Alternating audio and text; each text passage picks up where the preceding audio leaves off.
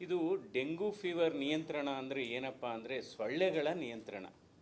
ನಾವು ಸೊಳ್ಳೆಗಳ ನಿಯಂತ್ರಣ ಮಾಡಿದರೆ ಮಾತ್ರ ಡೆಂಗು ಹತೋಟಿಗೆ ಬರುತ್ತೆ. ಯಾಕೆಂದರೆ ಡೆಂಗು ಕಾಯಿಲೆಗೆ ನಿಖರವಾದಂಥ ಚಿಕಿತ್ಸೆ ಇಲ್ಲ. ಜ್ವರಕ್ಕೆ ಮಾತ್ರ ಮೆಡಿಸಿನ್ ಕೊಡ್ತವೆ, ಅಥವಾ ಬಿ ಪಿ ಕಡಿಮೆ ಆದರೆ ಸ್ವಲ್ಪ ಮೆಡಿಸಿನ್ ಕೊಡ್ತವೆ. ಆದರೆ ನಿಖರವಾದಂಥ ಯಾವುದೇ ಒಂದು ಔಷಧಿ ಡೆಂಗು ಫೀವರ್ಗೆ ಇಲ್ಲ. ಅದರಿಂದ ಬಹಳ ಮುಖ್ಯವಾದದ್ದು ಈ ಸೊಳ್ಳೆಗಳ ನಿಯಂತ್ರಣವನ್ನು ನಾವು ಮಾಡಬೇಕಾಗುತ್ತೆ ಇಲ್ಲಿ.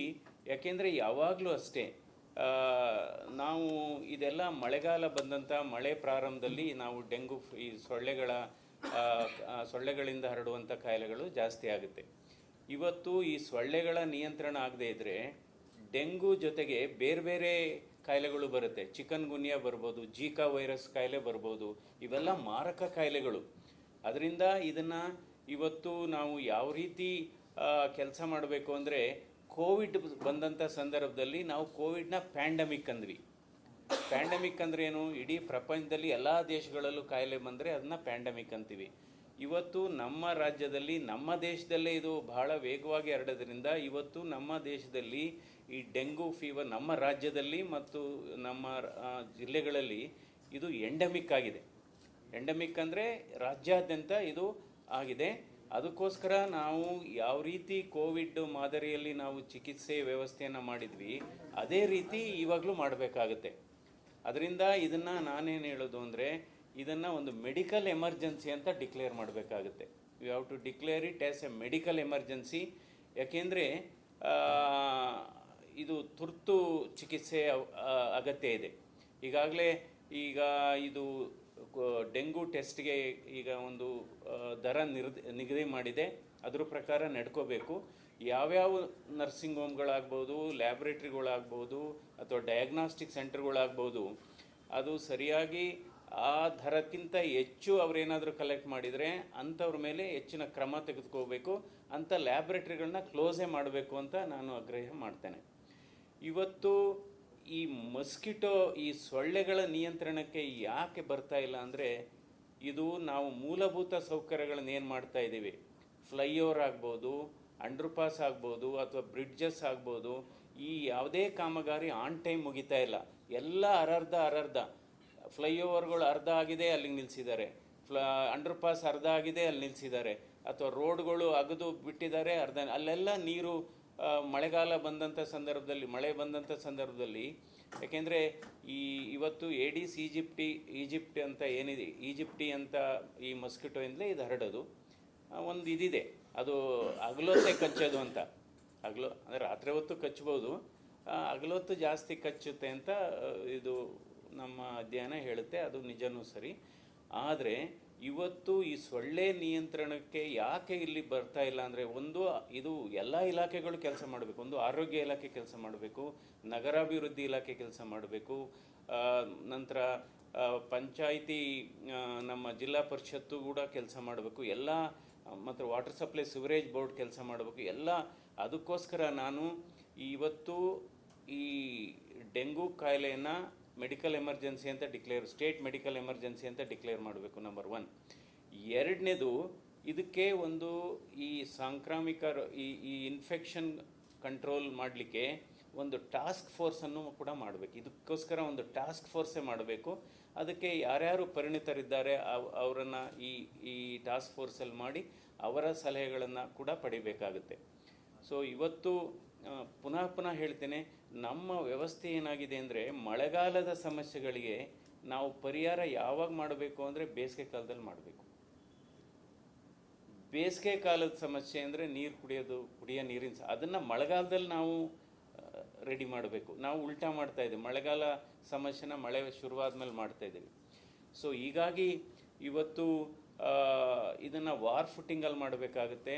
ಅದಕ್ಕೆ ಬೇಕಾದಂಥ ಇದು ಮೆಡಿಸಿನ್, ಡಿಸ್ಇನ್ಫೆಕ್ಟೆಂಟ್ ಆಗ್ಬೋದು, ಅಥವಾ ಇನ್ಸೆಕ್ಟಿಸೈಡ್ ಸ್ಪ್ರೇ ಮಾಡಬೇಕು. ಅದು ಕಾಣ್ತಾನೆ ಇಲ್ಲ, ಎಲ್ಲೂ ನಾವು ಕಾಣ್ತಾನೆ ಇಲ್ಲ. ಯಾರೋ ಒಂದು ಫೋನ್ ಮಾಡಿದರೆ ಬಂದು ಅದು ಸ್ಪ್ರೇ ಮಾಡ್ತಾರೆ.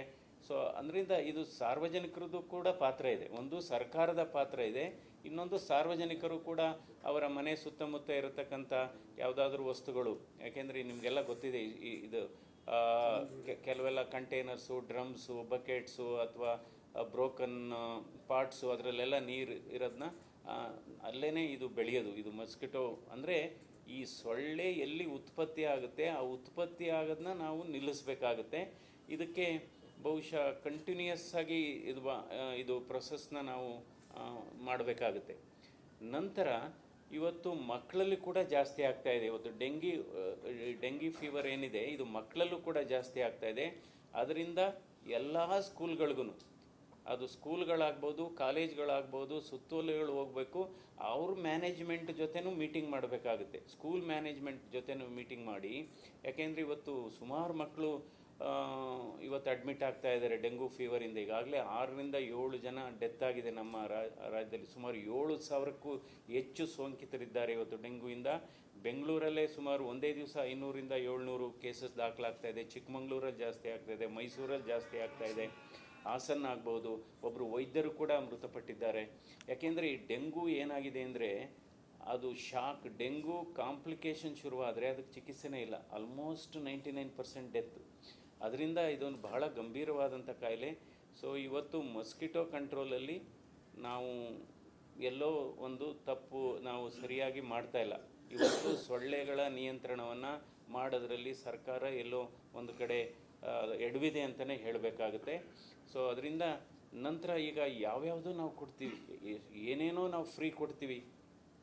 ಅದರಿಂದ ನಾನು ಇದು 5 ವರ್ಷದಿಂದನೂ ಯಾವಾಗಲೂ ಒಂದು ಸರಿ ಹೇಳಿದ್ದೆ ನಾನು ಯಾವುದೋ ಒಂದು ಮೀಟಿಂಗಲ್ಲಿ, ಯಾವುದೋ ಒಂದು ಹೆಲ್ತ್ ಅವೇರ್ನೆಸ್ ಮೀಟಿಂಗ್. ಇವತ್ತು ಹಲವಾರು ಉಚಿತವಾಗಿ ವ್ಯವಸ್ಥೆ ಇದೆ, ಫ್ರೀ ಬೀಸ್ ಅಂತ ಏನು ಹೇಳ್ತೀವಿ ಅದು ಕೊಡ್ತಾ ಇದ್ದೀವಿ.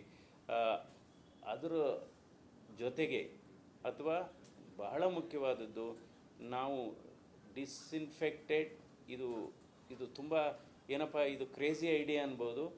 ಯಾರ್ಯಾರು ಸ್ಲಮ್ಸಲ್ಲಿ ವಾಸ ಮಾಡ್ತಾ ಇದ್ದಾರೆ, ಯಾರ್ಯಾರು ಇದು ಒಟಾರ್ಗಳು ಅಲ್ಲಿ ವಾಸ ಮಾಡ್ತಾ ಇದ್ದಾರೆ, ಗ್ರೂಪ್ ಹೌಸು, ಅದು ಬಡವರು ಆಗ್ಬೋದು, ಮಧ್ಯಮ ವರ್ಗದವ್ರು ಆಗ್ಬೋದು, ಕೂಲಿ ಕಾರ್ಮಿಕರಾಗ್ಬೋದು, ಅವ್ರ ಮನೆಗೆ ನಿಜವಾಗ್ಲೂ ನೀವು ಈ ಸೊಳ್ಳೆ ಪರದವನ್ನು ಕೊಡಬೇಕಾಗುತ್ತೆ.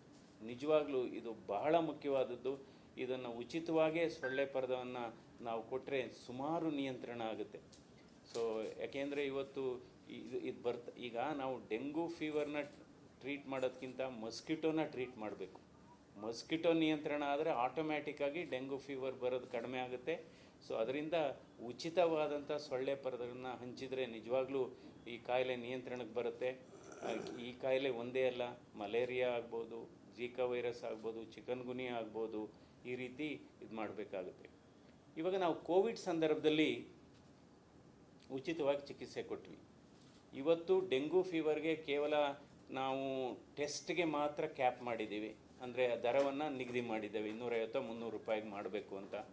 ನಾನು ಆಗ್ರಹ ಮಾಡೋದೇನಪ್ಪ ಅಂದರೆ, ಇವತ್ತು ಡೆಂಗು ಫೀವರ್ಗಳಿಗೆ ಅಡ್ಮಿಟ್ ಆದಂಥ ರೋಗಿಗಳಿಗೆ ಸರ್ಕಾರ ಕೋವಿಡ್ ಸಂದರ್ಭದಲ್ಲಿ ಯಾವ ರೀತಿ ಉಚಿತವಾಗಿ ಚಿಕಿತ್ಸೆ ಕೊಡ್ತೋ, ಖಾಸಗಿ ಆಸ್ಪತ್ರೆಗಳಲ್ಲಿ ಚಿಕಿತ್ಸೆ ತಗೊಂಡವ್ರಿಗೂ ಕೂಡ ಸರ್ಕಾರನೇ ಅದರ ಚಿಕಿತ್ಸಾ ವೆಚ್ಚವನ್ನು ಭರಿಸಬೇಕು. ಅದಕ್ಕೆ ಒಂದು ಕಮಿಟಿ ಮಾಡಿ ಒಂದು ಲಿಮಿಟ್ ಮಾಡಲಿ, ಇಲ್ಲಿ ಇಷ್ಟು ಕೊಡ್ತೇವೆ, ಜನರಲ್ ವಾರ್ಡಲ್ಲಿ ಅಡ್ಮಿಟ್ ಆದರೆ ಇಷ್ಟು ಕೊಡ್ತೇವೆ, ICUಲಿ ಅಡ್ಮಿಟ್ ಆದರೆ ಇಷ್ಟು ಕೊಡ್ತೇವೆ.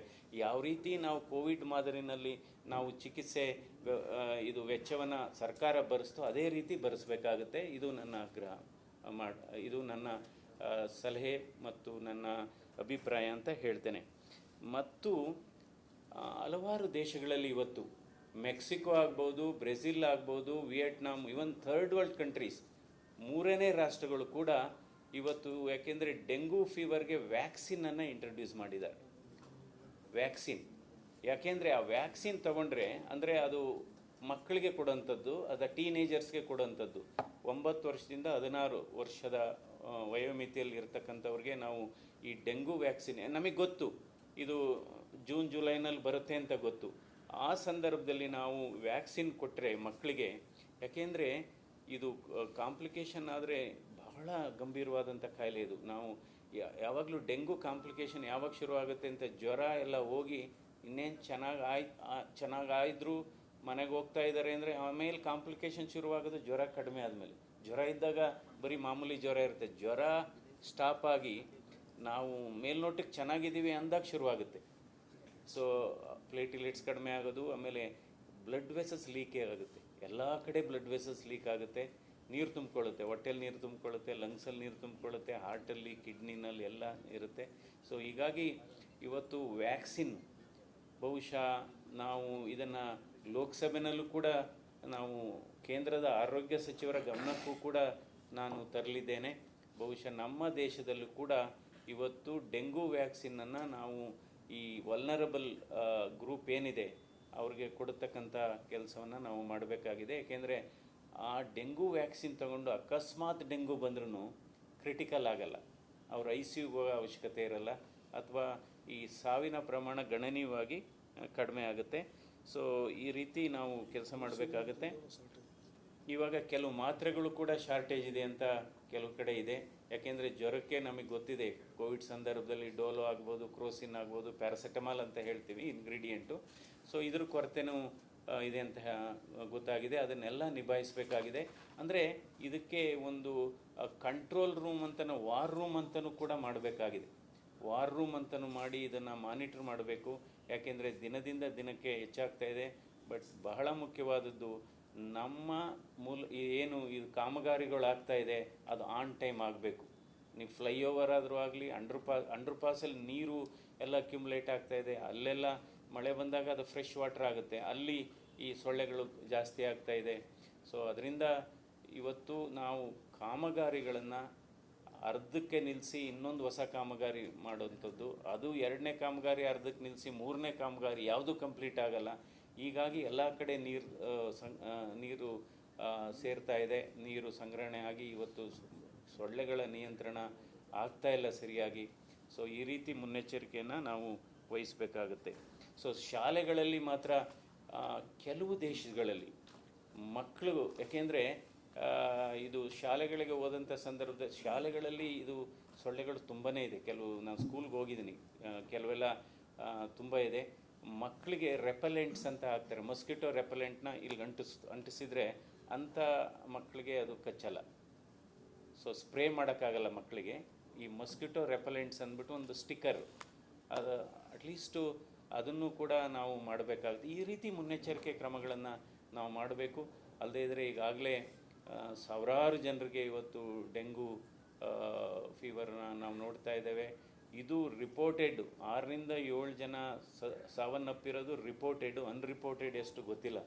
ಸೊ ಹೀಗಾಗಿ ಈ ರೀತಿ ಮುನ್ನೆಚ್ಚರಿಕೆಯನ್ನು ವಹಿಸಬೇಕಾಗುತ್ತೆ. ಬಟ್ ಡೆಫಿನೆಟಾಗಿ ಇದನ್ನು ವಾರ್ ಫುಟಿಂಗಲ್ಲಿ ಮಾಡಬೇಕಾಗುತ್ತೆ.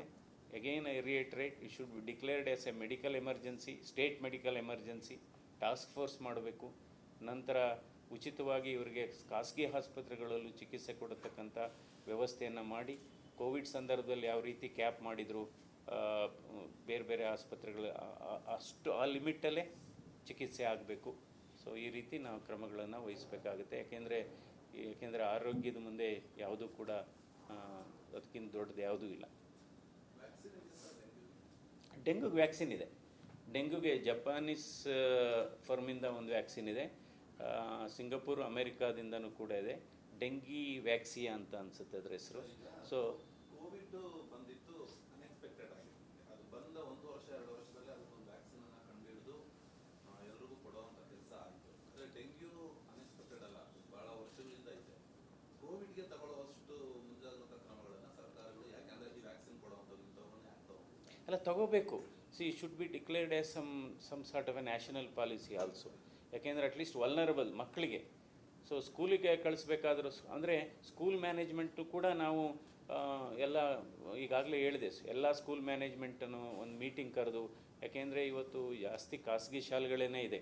ಸೊ ಹೀಗಾಗಿ ಅಲ್ಲಿ ಯಾವ ರೀತಿ ಮೊಸ್ಕಿಟೋ ನಿಯಂತ್ರಣಕ್ಕೆ ಅವರು ಬೇರೆ ಬೇರೆ ಮೆಷರ್ಸ್ ತೊಗೊಂಡಿದ್ದಾರೆ, ಅದನ್ನು ಕೂಡ ನಾವು ಮಾನಿಟ್ರ್ ಮಾಡಬೇಕಾಗುತ್ತೆ.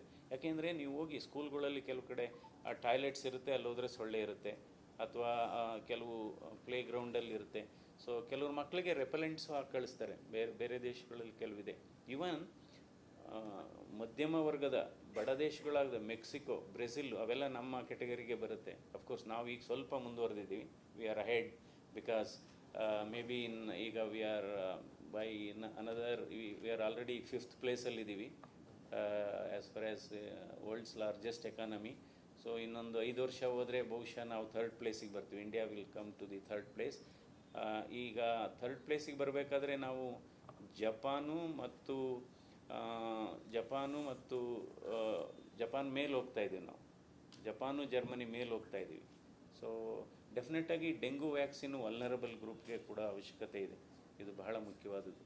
ಯಾಕೆಂದರೆ ಇದು ಡೆಂಗು ICUಗೆ ಹೋಗಿದರೆ ಅದರದ್ದು ಚಿಕಿತ್ಸಾ ವೆಚ್ಚ ಲಕ್ಷಗಟ್ಟಲೆ ಆಗುತ್ತೆ. ಸೊ ಅದರಿಂದ ಬಟ್ ಎಗೈನ್ ಡೆಂಗು ನಿಯಂತ್ರಣಕ್ಕಿಂತ ಸೊಳ್ಳೆಗಳ ನಿಯಂತ್ರಣ ಆಗಬೇಕು. ಅಲ್ಲದಿದ್ದರೆ ಏನೂ ಪ್ರಯೋಜನ ಆಗೋದಿಲ್ಲ. ಸೊ ನಾವು ಹೆಚ್ಚು ಜನ ಇದನ್ನು ಯಾವುದು ಈ ಸ್ಪ್ರೇ ಮಾಡಲಿಕ್ಕೆ ಮಸ್ಕಿಟೋ ಕಂಟ್ರೋಲ್ ಸ್ಪ್ರೇ ಮಾಡ್ತಾರಲ್ಲ, ಮೆಡಿಸಿನ್ ಸ್ಪ್ರೇ ಮಾಡೋದನ್ನ ನಾವು ಎಲ್ಲೂ ವಿಸಿಬಿಲಿಟಿ ಇಲ್ಲ. ಎಲ್ಲರೂ ನಾವು ಇಲ್ಲಿ ಬೆಂಗಳೂರಲ್ಲಿ ನಾವು ಟ್ರಾವೆಲ್ ಮಾಡ್ತಾ ಇದ್ರೆ ಯಾರು ಅಂತ ಕಾಣಲ್ಲ, ಎಲ್ಲೂ ಸ್ಪ್ರೇ ಮಾಡೋ ಅಂಥದ್ದು ಕಾಣ್ತಾ ಇಲ್ಲ ಎಲ್ಲೂ. ಬಟ್ ಇದೆ ನಾವು ಹೇಳಿದಾಗೆ ಈ ನಮ್ಮದು ಈ ಕಾಮಗಾರಿಗಳು ಅರ್ಧದಲ್ಲಿ ನಿಂತಿದೆ. ಎಲ್ಲ ಕಡೆ ಎಲ್ಲೆಲ್ಲಿ ನಿಂತಿದೆ ಎಲ್ಲ ಅರ್ಧ ಆಗಿದೆ. ಸೊ ಅಲ್ಲಿ ಹೆಚ್ಚು ಮುತುವರ್ಜಿ ವಹಿಸಬೇಕು. ಬಹುಶಃ ನಾನು ಹಲವಾರು ಬಾರಿ ಹೇಳಿದ್ದೀನಿ. ಸೊ ನಾವು ವೈಟ್ ಟ್ಯಾಪಿಂಗಿಂತ ಮಸ್ಕಿಟೋ ಕಂಟ್ರೋಲ್ ಬಹಳ ಮುಖ್ಯ. ರೋಡ್ನ ವೈಟ್ ಟ್ಯಾಪಿಂಗಿಗಿಂತ ಮಸ್ಕಿಟೋ ಕಂಟ್ರೋಲ್ ಬಹಳ ಮುಖ್ಯ. ಆ ಕಾಮಗಾರಿಗಳು ಅರ್ಧ ಆಗಿರೋ ಕಾಮಗಾರಿಗಳನ್ನ ಪೂರ್ಣಗೊಳಿಸಬೇಕು. ಅದು ಕಾಲಮಿತಿಯಲ್ಲಿ ಇದು ಕೆಲಸ ಆಗಬೇಕಾಗಿದೆ. Time bound scheme.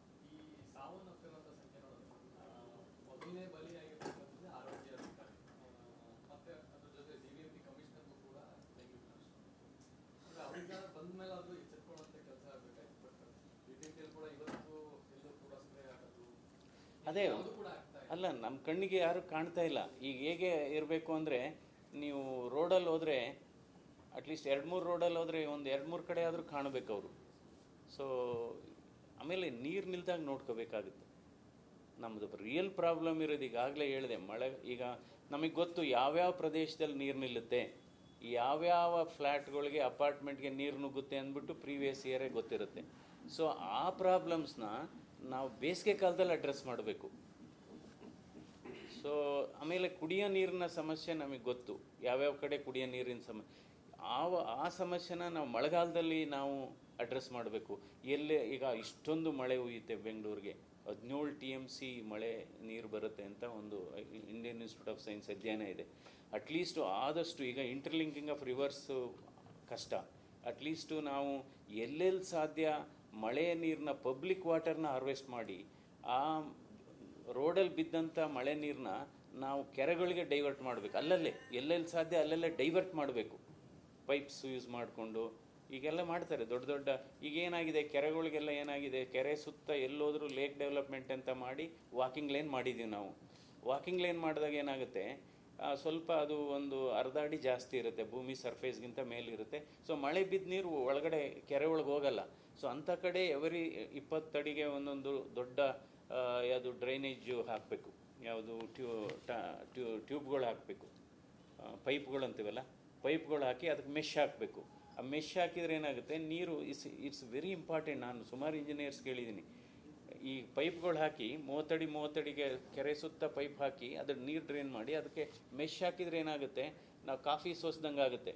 ಸೊ ಒಳ್ಳೆ ವಾಟರು, ಚೆನ್ನಾಗಿರೋ ವಾಟರು ಒಳಗಡೆ ಹೋಗುತ್ತೆ, ಈ ಕಸ ಎಲ್ಲ ಹೊರಗಡೆ ಉಳಿಯುತ್ತೆ. ಈ ರೀತಿ ನಾವು ಪ್ರಿಪೇರ್ ಆಗಬೇಕು. ಒಂದು ಕಡೆ ಪ್ರವಾಹ ಥರ ಹೋಗ್ತಾ ಇದೆ ರೋಡಲ್ಲಿ, ಪಕ್ಕದಲ್ಲಿರೋ ಕೆರೆಯಲ್ಲಿ ನೀರಿಲ್ಲ. ಸೊ ಅದಕ್ಕೆ ವಾಟರ್ ಮ್ಯಾನೇಜ್ಮೆಂಟು ಬಹಳ ಮುಖ್ಯ. ಸೊ ಎನ್ವೈರ್ನಮೆಂಟ್ ಮ್ಯಾನೇಜ್ಮೆಂಟು ಬಹಳ ಮುಖ್ಯ. ಇದಕ್ಕೆ ಬಹಳ ಪ್ರಮುಖವಾದಂಥ ಹೆಚ್ಚು ಒತ್ತು ಕೊಡಬೇಕಾಗುತ್ತೆ ಇದಕ್ಕೆ.